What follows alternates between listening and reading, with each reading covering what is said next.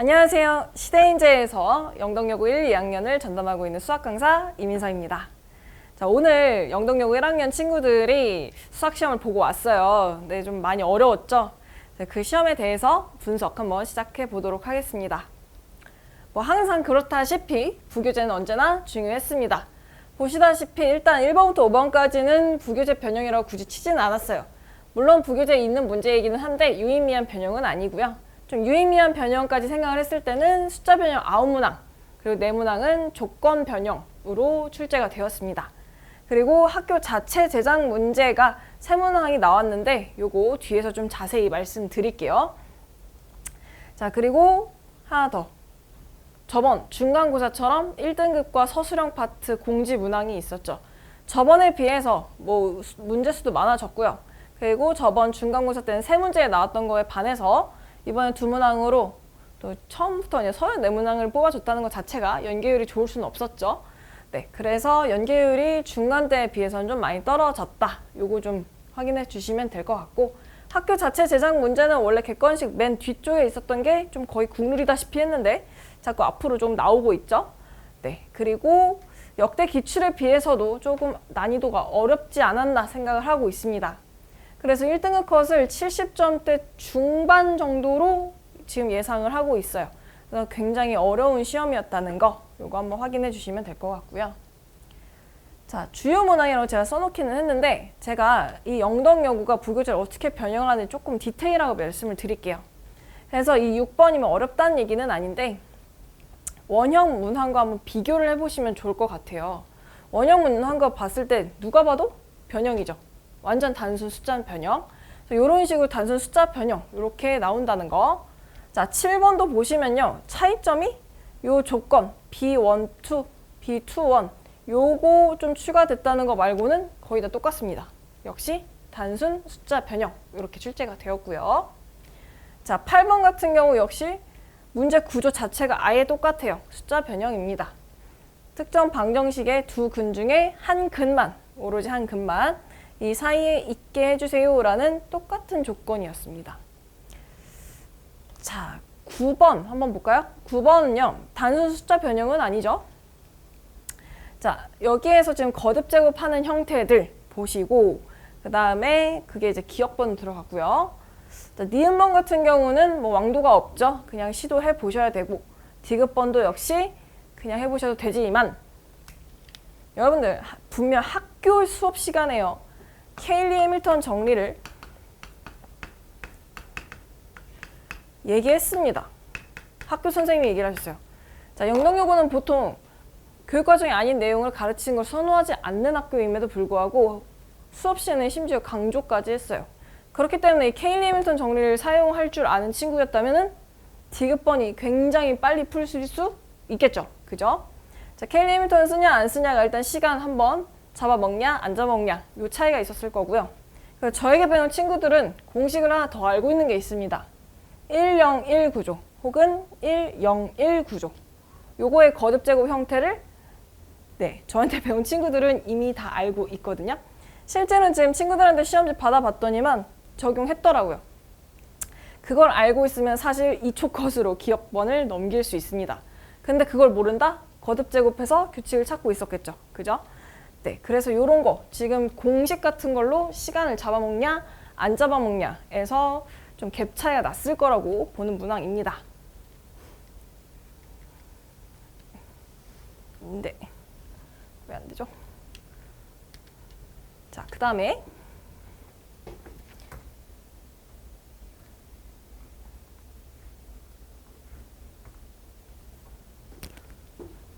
자, 10번 서로 다른 6개의 슬리퍼, 양말 똑같죠? 숫자 변형 형태입니다. 자, 11번 학교 공지 문항이었어요.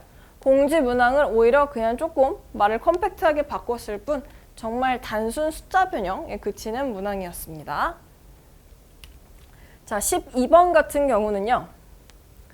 물론 부교재에 있는 문항이기는 한데 조금 심화 변형이죠. 자, x 세제곱이 1이 x세제곱은 1이다 라는 한 혹은 오메가는 사실 너무 자주 보는 문제이기는 한데 이걸 어떻게 변형했냐면요. x세제곱은 8이다 라고 되어 있거든요. 이거를 인수분해해서 해석을 한다기보다는 양변 8로 나눠서 2분의 x의 전체 세제곱이 1이다 이렇게 해석을 하셨다면 여기서 2분의 x가 오메가예요 이렇게 해석하면 좀 더 빠른 문제였죠.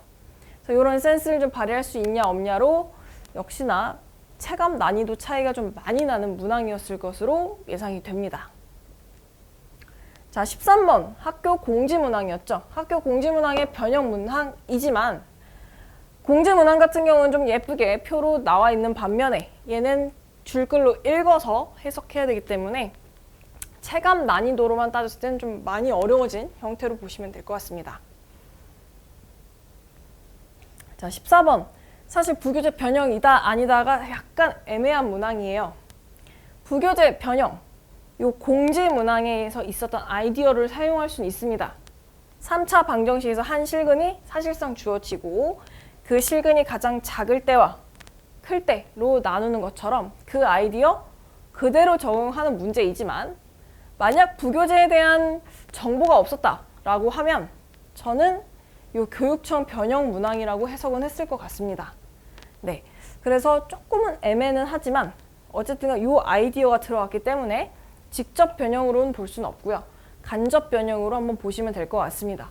그렇다고 난이도가 그렇게 높지는 또 않아요. 자, 15번 뭐 누가 봐도 그냥 숫자 변형. 그리고 영덕여고가 좀 좋아하는 문제예요. 자주 출제됩니다. 이 문항. 네. 자, 영덕여고는요 조금 특이하게 냈던 문제 또 내요. 보통의 학교들은 3년치 기출을 놓고 보시면 겹치는 문제가 거의 없는 게 국룰이거든요. 근데 영덕여고는 냈던 거 또 냅니다. 작년에 낸 것도 내고 재작년에 낸 것도 내고 그렇기 때문에 영덕여고는 기본적으로 한 3개년치 기출은 한번 좀 정독을 해보실 필요가 있습니다. 자, 16번 학교 자체 제작 문제입니다. 다만 이 표현은요 가장 최근에 고3 친구들이 본 6월 평가원에 있는 자 지금 현재 고1 기준인 말씀드릴게요. 미적분 1 지금 현재 고3 기준으로는 수투 범위에 있는 표현만 가져왔습니다. 당연히 미적분 내용이 나오진 않았고요. 그 표현을 조금 떼와서 해석을 해가지고 이 표현을 좀 참고를 하지 않았나 좀 의심이 들어요. 이 문제는요. 이 변수 때문에 굉장히 어려워 보이는데 사실 굉장히 단순한 문항이에요. fx가 대칭축이 x는 2에 있죠. 자, fa가 어떤 값 이하가 될 자연수 a의 개수가 최대가 됐으면 좋겠어요. 그러면은 마이너스 ft 플러스 4가 위로 올라갈수록 a의 범위는 넓어지죠. 그죠?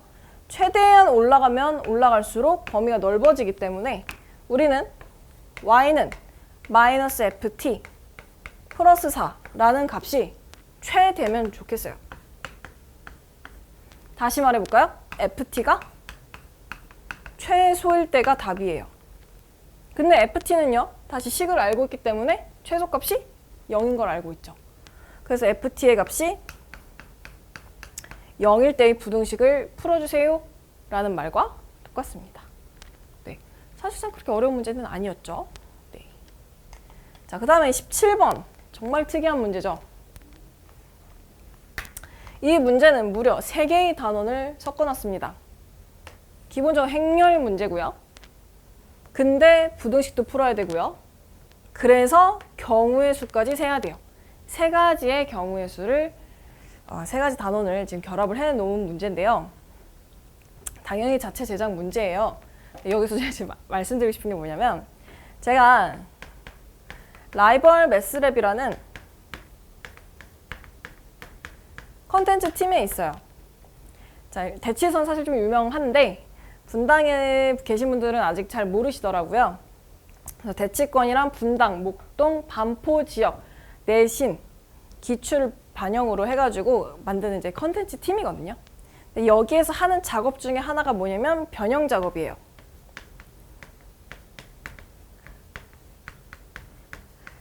자, 지금이 AI 시대이기 때문에 AI 도움을 하나도 안 받는다는 거짓말입니다. 저도 받고 있어요. 제가 뒤에서도 말씀드리겠지만 이 영덕여고가 부교재가 너무 중요한 학교이기 때문에 저는 테스트랑 워크북을 모두 전문항 다 부교재 변형으로만 이번에 훈련을 시켰거든요. 그럼 변형 문항 어떻게 만드냐? 제가 직접 만들기도 해요. 그리고 AI한테 한번 돌려보고, 물론 AI는 정확하지도 않고요. 완벽하지도 않아요. 그걸 좀 참고를 해서 제가 다시 조금 더 작업을 해가지고 계속해서 변형 문항을 만들고 있거든요. 그래서 저희 팀에서 지금 개발하고 있는, 또 계속 디벨롭하고 있는 AI가 있는데, 이것은 여러분들이 보통 생각하는 챗 GPT나 혹은 제미나이는 아닙니다. 좀 더 수학적으로 전문적으로 돌아가는 AI가 있는데, 이 AI한테 제가 실제로 물어봤어요. 행렬 단원이랑 부등식 단원이랑 경우의 수 단원을 결합한 문제를 한번 내봐 라고 했더니 굉장히 비슷한 문항을 냈어요. 제가 여기에서 깨달았죠. 아, AI 도움을 받을 수 있겠구나. 지금 학교에서 이렇게 단원을 결합한 문항이 나왔다는 건 앞으로도 그럴 가능성이 매우 높은 거죠. 그러면 저도 역시 AI한테 조금 도움을 받으면서 단원이 결합되어 있는 문항을 또 만들어서 아이들한테 제공을 하겠죠. 그죠? 네, 이런 식으로 컨텐츠가 좀 매우 중요한 학교라고 보시면 될 것 같아요. 자, 그 다음 문항 볼까요? 자, 누가 봐도 숫자 변형입니다. 형태가 완전히 똑같아요. 다만 계산을 해보시면 n이 이제 3의 배수냐 아니냐에 따라서 케이스를 나눠야 돼가지고 약간은 심화 변형이긴 한데 기본적으로 숫자 변형이라는 점. 자, 19번. 심지어 이 토너먼트 그림까지도 똑같이 냈어요. 공지 문항이었죠? 네, 제가 안 써놓긴 했는데 공지 문항에서 그대로 숫자 변형으로 출제된 유형입니다. 자, 20번. 부교재에 대놓고 있는 유형은 아니지만 충분히 생각해낼 수 있는 유형이어서 학교 자체 제작 문제이긴 한데 사실상 그냥 시중 교재에 참고했다고 보시면 될 것 같습니다. 자, 그리고 21번 역시 형태가 완전히 똑같죠? 네, 숫자 변형으로 출제가 되어 있습니다. 자, 그래서 영덕여고가 얼마나 부교재 학습이 중요하고 또 조건 변형과 숫자 변형의 훈련이 얼마나 중요한지 아시겠죠? 자, 그래서 2학기 대비 방향을 좀 보시면은 당연히 부교재는 계속해서 열심히 푸셔야 돼요. 다만 변수가 있죠. 2학기 때 같을 것이냐, 다를 것이냐. 실제로 1, 2학기 부교재가 달랐던 적이 최근에 좀 있죠. 그렇기 때문에 2학기도 역시나 올백으로 갈 거라는 보장은 사실 없습니다. 그래서 지금 여름방학 때 올백 기출문제지를 푼다고 해서 도움이 될지 안 될지는 몰라요. 다만 이 올백이라는 교재 자체가요, 모의고사 기출 변형이거든요. 사실은 찾아보시면 강남권 기출이 들어가 있습니다. 저도 이 저작권이 조금 놀랍긴 한데 강남권 기출들이 들어가 있고요. 그리고 모의고사 변형이 들어가 있는 문제집이에요. 그렇기 때문에 부교재가 바뀌든 말든 여러분들은 모의고사 변형은 무조건 대비를 하셔야 됩니다. 부교재가 바뀌더라도 안 바뀌더라도 또 수능 대비 위해서라도 역시나 모의고사 변형 문항은 계속해서 학습을 하셔야 돼요. 그래서 저도 여름방학 때는 모의고사 변형을 좀 더 훈련을 시킬 거고요.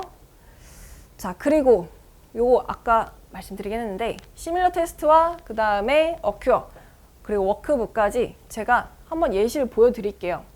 이번에 34문항 공지문항이 떴었잖아요. 그 실제로 이 두 문제가 출제가 됐죠. 네, 제가 이거 뜨자마자 이 공지가 난 지 한 3일 뒤인가? 그러니까 제가 1학년 수업이었거든요. 그때 낸 시험지예요. 바로 적용해서 내버렸어요. 실제로 적중도 했죠. 보이시나요? 저는 지금처럼 부교재가 선정이 되면은 계속해서 변형을 합니다. 전 수업하지 않고 있는 거의 모든 시간을 거의 변형밖에 안 하고 있는 것 같아요. 계속 변형을 만들면서 아이들이 계속해서 훈련할 수 있게. 제가 볼 때는 사실 숫자 변형이긴 하지만 아이들은 숫자 하나 바뀌어도 못 풀거든요. 그래서 계속해서 훈련이 필요를 해요. 그리고 저는 이게 지금 영덕여고 1, 2학년을 둘 다 가르치고 있기 때문에 자신 있게 말씀드릴 수가 있는데 처음에 테스트를 보잖아요. 그러면 실제로 수학을 잘하는 친구가 시험을 잘 봅니다. 원래부터 기본 좀 잘 돼 있는 아이들 있죠. 그런 아이들이 시험을 잘 봐요. 반면에 수학 공부를 좀 많이 못 해온 친구들은 성적이 당연히 낮겠죠. 근데 정말 재밌는 거는요. 1학년도 그렇고 2학년도 그렇고 1등과 꼴등도 막 바뀌어요. 갭 차이가 엄청납니다. 이게 왜냐면요. 부교재 학습이 돼 있냐 안 돼 있냐의 차이거든요. 수학 공부가 조금 덜 해 있어도 부교재 열심히 외우고 2학년 기준으로는 프린트였거든요. 프린트를 잘 외우고 변형 제가 내준 워크북을 계속 열심히 풀었던 친구들은요. 점수가 점점 올라가요. 실제로 30점대에서 시작하던 아이가 저 거짓말은 안 할게요. 78점까지 일단 찍는 거 봤고요. 또 40점대로 시작했던 아이 98점, 이거 2학년 친구예요. 이 친구가 진짜 40점대 처음 성적을 받았는데 지금 마지막 내일 시험인데 마지막으로 봤던 시밀러 테스트가 98점이었어요. 이 정도로 그냥 훈련을 하면 늘어요, 어머님들. 워크북 풀라는 거 풀고 테스트 보면서 내가 잘 외워졌나 또 한 번 확인하고 이 과정을 통해서 아이들이 점점 성장을 합니다. 자, 이거 지금 워크북인데요. 워크북도 마찬가지로 원형과 지금 변형 나눠줬던 거 예시 한번 보여드릴게요. 자, 그래서 이제 타임라인 말씀드려보면 여름방학 때는 좀 짧기 때문에 주 3회로 가서 공통수학 2를 할 거고요. 7월 9일 개강입니다. 자, 저녁 수업이고요. 화, 목, 토. 그 다음에 클리닉은 화요일, 목요일, 토요일에 있습니다. 학기 중에는 야간 클리닉이 있고요. 방학 중에는 오후에 클리닉이 모두 있습니다. 화요일, 목요일, 토요일에 모두 제발 오셨으면 좋겠어요. 제가 이거 수업 안내를 드리면은 꼭 나오는 질문. 클리닉 꼭 가야 돼요? 라는 질문 100% 나옵니다. 근데 저는 매번 의무라고 말씀을 드려요.